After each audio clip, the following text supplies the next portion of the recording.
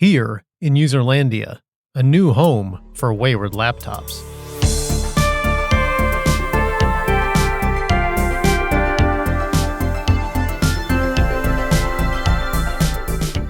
Do you like searching for old tech? Sure, you can try Craigslist, Letgo, or even Facebook Marketplace. But if you're really feeling adventurous, there's nothing like a trip to a thrift store.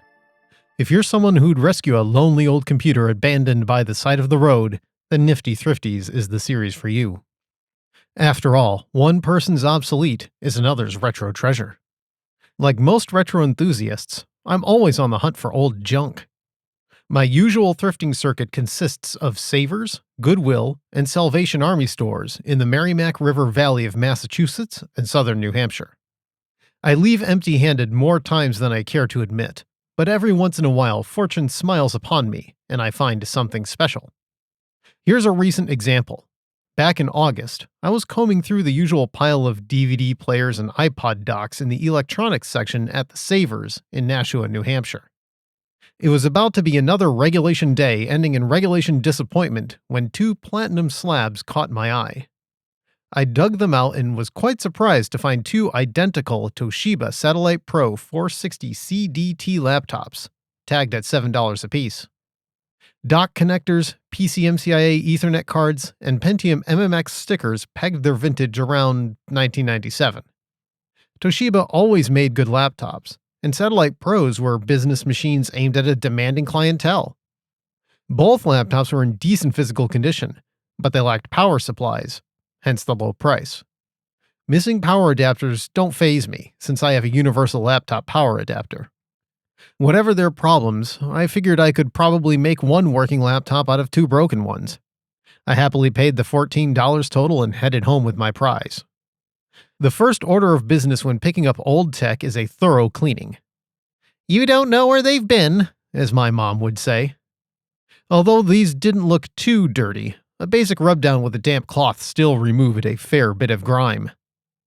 After cleanup comes the smoke test. We begin with laptop A, distinguished by a label on the bottom referencing its previous owner. Hello, JG. After a bit of trial and error, I found the correct tip for the universal charger, plugged it in, and held my breath. After a tense moment, the laptop's power and charge LEDs glowed green and orange. Success! The patient had a pulse. Confident that the laptop wouldn't burst into flames, I pressed the power button and waited for signs of life. An old hard drive spun up with a whine, but no grinding or clicking noises. A good sign. Next came the display, whose backlight flickered with that familiar active matrix glow. A few seconds later, the BIOS copyright text announced a Chips and Technologies BIOS, a common one for the time. Things were looking good until my new friend finished its memory test. A cursor blinked at me, cheerfully asking, "Password?" My new friend had a BIOS supervisor password. I tried a few basic guesses. Toshiba? Password? 12345? But JG hadn't been that sloppy. New friend called me out with a loud beep and shut itself down. Well, there was always laptop B. I plugged in the charger, the LEDs came on, I powered it up, and got the same result. Both of the laptops had supervisor passwords. Great. Adding injury to insult, laptop B's display panel had multiple stripes of dead pixels. At least everything else on both computers seemed to be working. I bet they'd boot just fine if I could get around the password. This would be a delicate operation, one that required a light touch, like a safe cracker.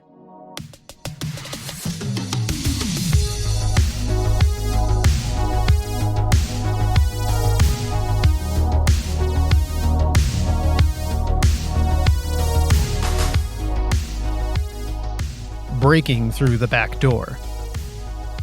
Security for personal computing was an afterthought in the early days.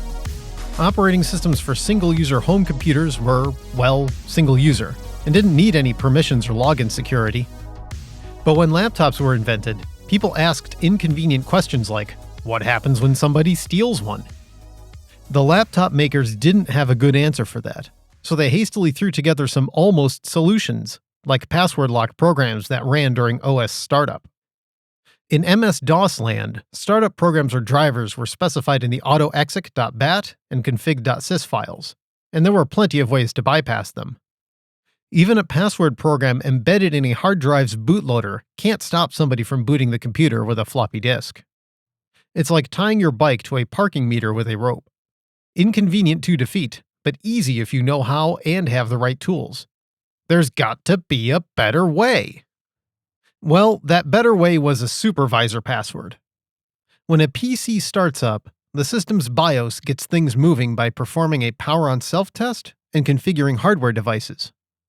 After finishing its work, the BIOS hands control over to a bootloader, which then starts the operating system. A supervisor password sits in between the self-test and hardware configuration stages. If you don't know the magic word, the BIOS will never finish its startup routine, and thus will never start the bootloader. This closes the external storage loophole and ensures only an authorized user could start the operating system.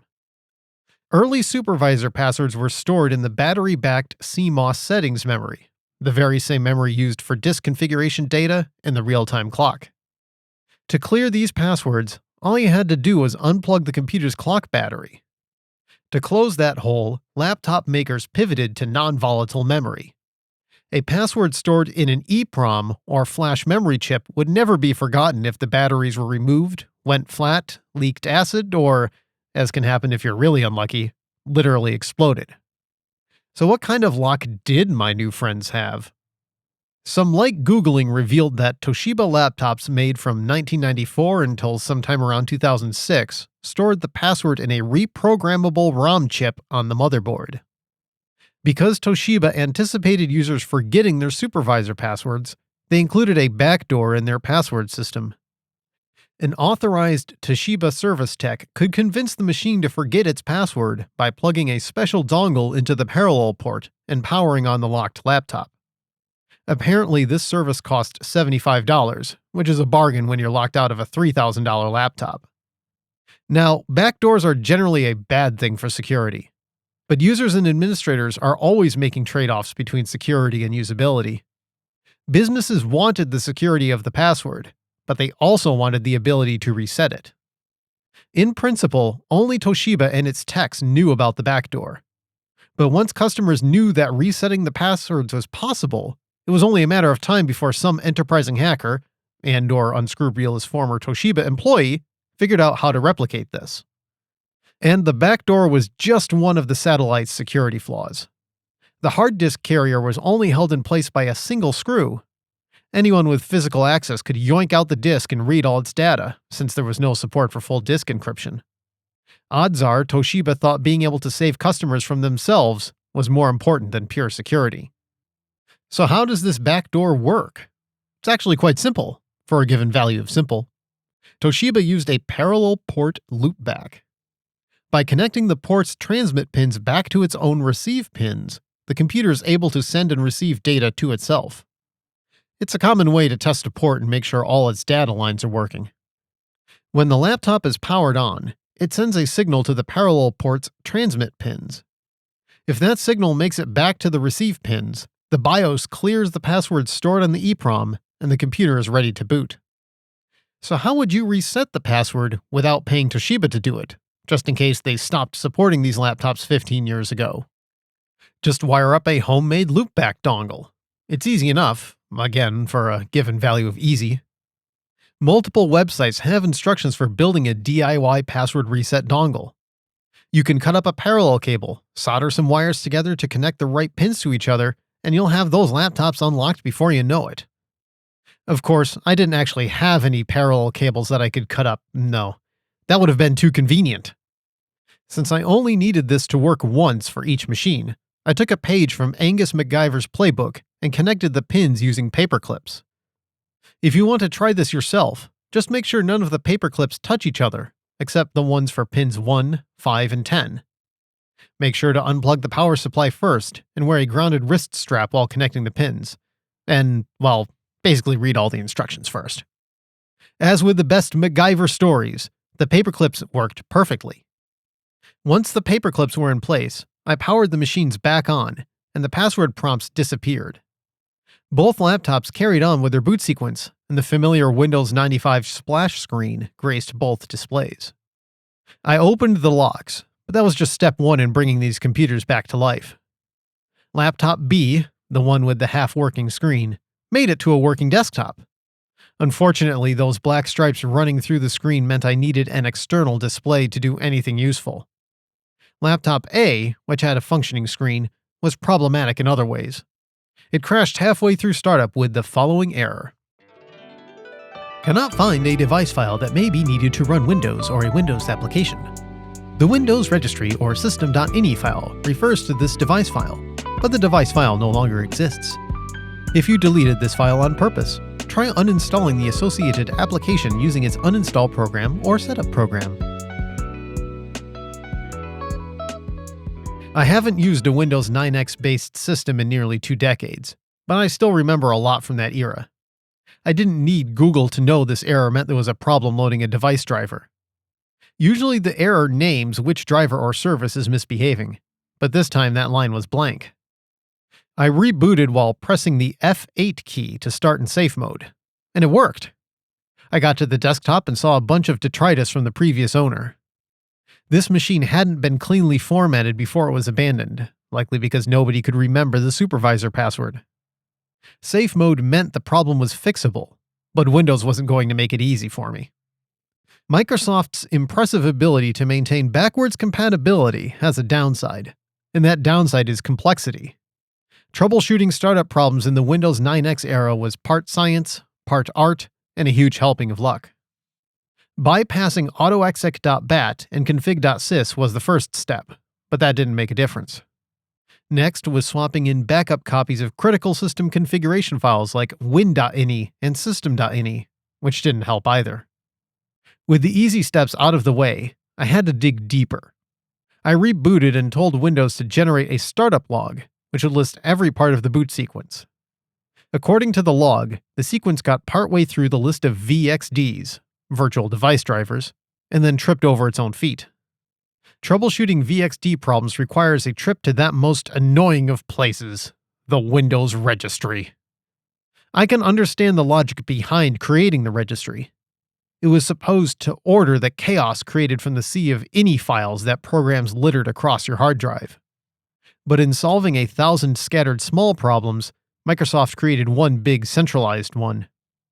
Even though I know the registry's logic and tricks, I avoid going in there unless I have to.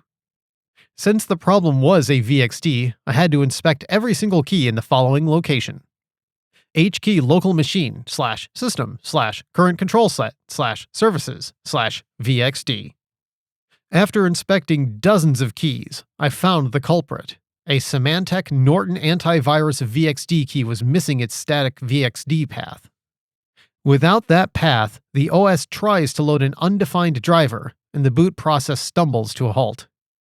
An antivirus program causing more problems than it solves? Who ever heard of such a thing? I deleted the entire key, rebooted, and new friend started up just fine. Hooray! I landed at a desktop full of productivity applications and Lotus Notes email archives. According to their labels, these laptops belonged to salespeople at a national life insurance company. Don't worry, I cleaned things up, so all that personally identifiable information is gone. Still, it bears repeating. When disposing of old computers, format the disks. Shred your hard drives if you have to.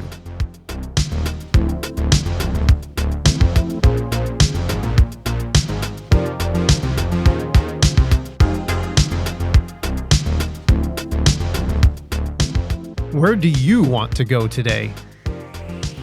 1997 was an amazing year for technology, or maybe for being a technologist. No one knew then that the merger of Apple and Next would change the world. Microsoft and Netscape's browser war was drawing the attention of the US Justice Department. Palm Pilots were finally making handhelds useful. Sony's PlayStation had finally wrested the title of most popular game console away from Nintendo. Demand for PCs was at a fever pitch because nobody wanted to miss out on the World Wide Web, and laptops were more affordable and user-friendly than ever before. If you were looking for a laptop in 1997, what would you buy? Apple was selling the fastest notebook in the world with the PowerBook 3400C, but if you couldn't, or wouldn't, run macOS, that speed wasn't helpful to you. DOS and Windows users were reaping the benefits of competition with big names like IBM, Compaq, Dell, HP, and of course Toshiba dueling for their dollars.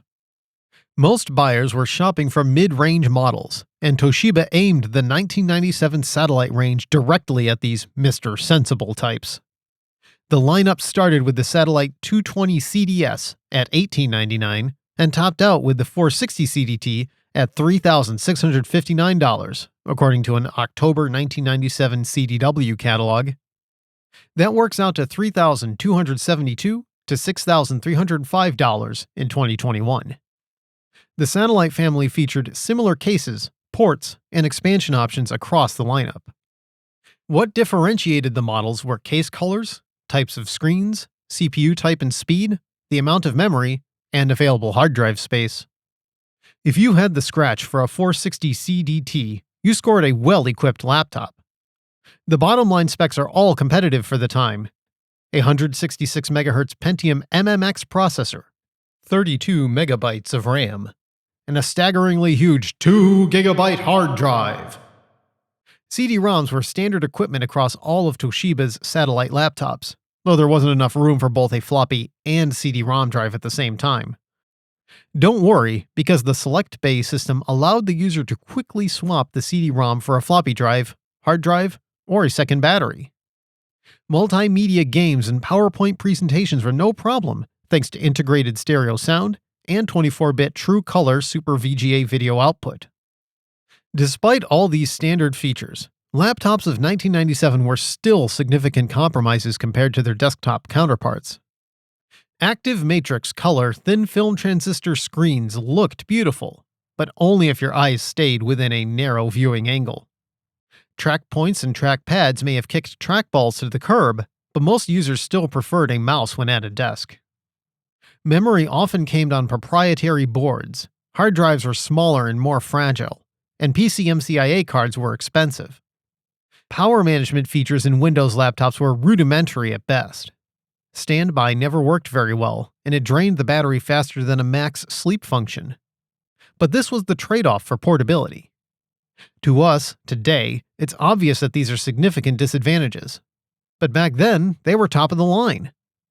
Think about the average laptop buyer in 1997. Mobile IT professionals, road warrior business people, and well-off college students. They were not just willing, but eager to accept these compromises in the name of true portability.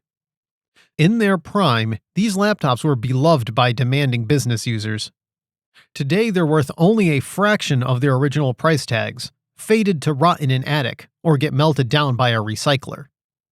So if you stumbled across one in the wild, why would you grab it? Well, it turns out these laptops are decent retro gaming machines. It's a bit ironic, because serious gamers in 1997 wouldn't touch a laptop. But hear me out. For playing MS-DOS and Windows 95 era games, these machines are a great choice. Most laptops of this era fall into a Goldilocks zone of compatibility. A Pentium MMX era PC can still natively run MS-DOS, along with Windows 95, 98, or even NT 4.0. Windows is still snappy and responsive, and demanding DOS games like Star Wars Dark Forces are buttery smooth. Unlike most older laptops, these Toshiba models have built-in Sound Blaster-compatible digital sound with a genuine Yamaha OPL3 synthesizer for authentic retro music. Though it lacks a 3D accelerator, the Chips and Technologies graphics processor supports your favorite DOS video modes and has good Windows performance. There's even a joystick port, although, granted, it requires an adapter.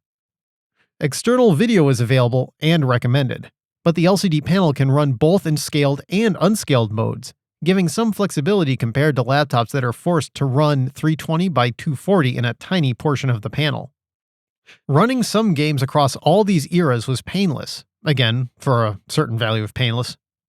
I tried my favorite DOS games first, Doom 2 and Warcraft 2. Blasting demons and bossing peons around was effortless on this Pentium machine.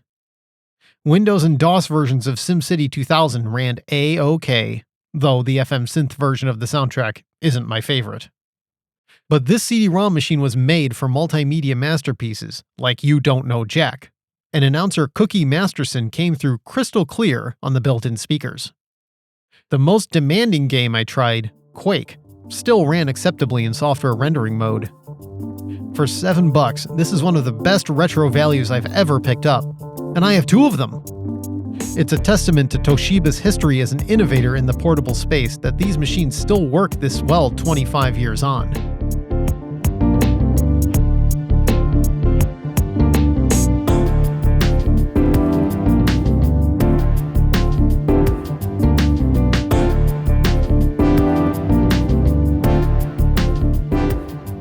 The Toshiba Satellite Legacy. Toshiba's been a leading Japanese heavy manufacturing concern for over a century. Like Sony, their name is on so many products that it's probably easier to list what they don't make. With a history in computing stretching back to the mainframe era and their expertise in consumer electronics, Toshiba personal computers were inevitable. After designing a few microcomputers of their own, Toshiba joined Microsoft and other Japanese electronics companies to form the MSX consortium. Toshiba's MSX machines were perfectly fine, but they were mostly known only in Asian markets. If they wanted to compete on the global stage, they'd need to bring something unique to the table. Everything changed for Toshiba in 1985 when they introduced the T1100, one of the first laptop computers. Toshiba liked to hype up the T1100 as the first mass-market laptop, which is true from a certain point of view. It's not the first clamshell laptop. That honor belongs to the Grid Compass. Other clamshell-style machines followed suit, like the Sharp PC5000 and the Gavilan SC. Don't forget the Tandy TRS-80 Model 100 either, which was just as much of a laptop despite a flat slab chassis. So what did Toshiba bring to the table? Each of those predecessors had some kind of compromise. The Grid Compass was the first clamshell, but since it didn't have a battery, its portability was limited to wherever you could plug it into a power socket.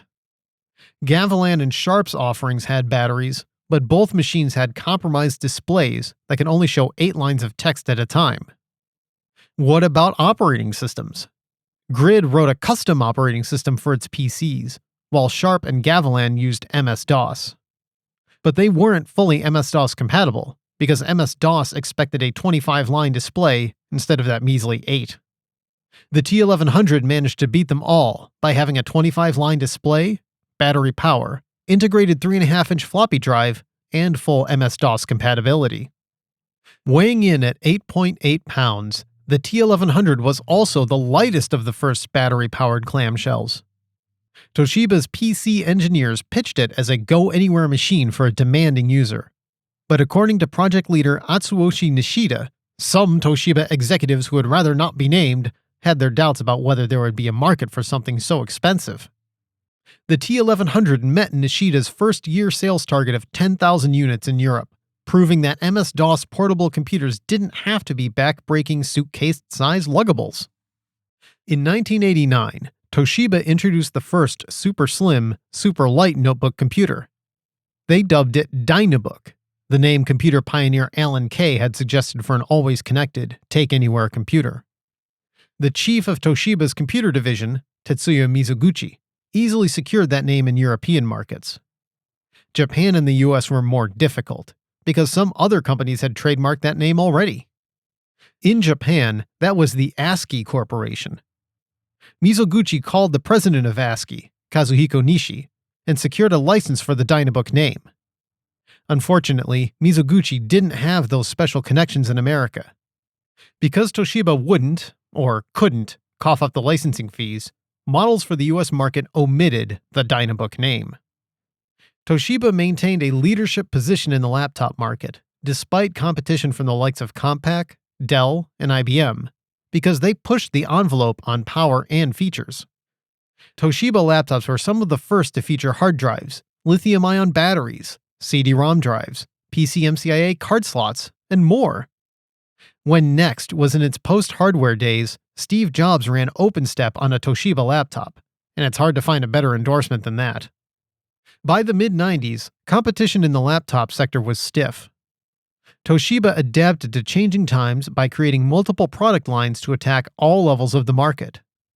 The Satellite and Satellite Pro series were the mainstream models, preferred by perpetrators of PowerPoint for their rugged construction and balanced feature list.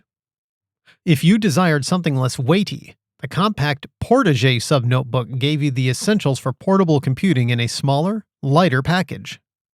If the Portage was still too big, you could try the Libretto, a petite palm top with paperback proportions packing a Pentium-powered punch. Lastly, there's the Tecra series. As Toshiba's desktop replacements, Tecra has had the biggest screens, the fastest processors, and a veritable Christmas list of features. All it cost you is most of your bank account and a tired shoulder from lugging all the weight around. This strategy served Toshiba well for nearly 2 decades, but you know what they say about all good things. You might have seen the news in 2020 that Toshiba left the laptop market. Like IBM selling its PC business to Lenovo in 2005, Toshiba decided to call it quits after years of cutthroat, low-margin business. The first sell-off was in 2018, when Sharp purchased an 80% share in Toshiba's Dynabook division. 2 years later, Sharp bought the remaining 20%, completing Toshiba's exit from the market. What used to be Toshiba laptops now bear the Dynabook name everywhere, not just in Japan. It's not like Toshiba hadn't faced competition before. There were just as many companies making laptops in 1997 as there were in 2018. We still have the old stalwarts like Dell, Sony, and HP, and though the labels say Lenovo, the ThinkPad is always a popular choice. Don't forget that Apple's still sniping at all of them too. Old names like Winbook, AST, Micron, and NEC may have fallen to the wayside, but Asus, Acer, MSI, and Razer have all taken their place. The field's just as crowded today as it was back then. Why did Toshiba bail out of the market they helped create? Like IBM before them, Toshiba simply decided that they had enough of chasing razor-thin margins in a cutthroat market. Their money could be better spent elsewhere. Business got a business, I suppose.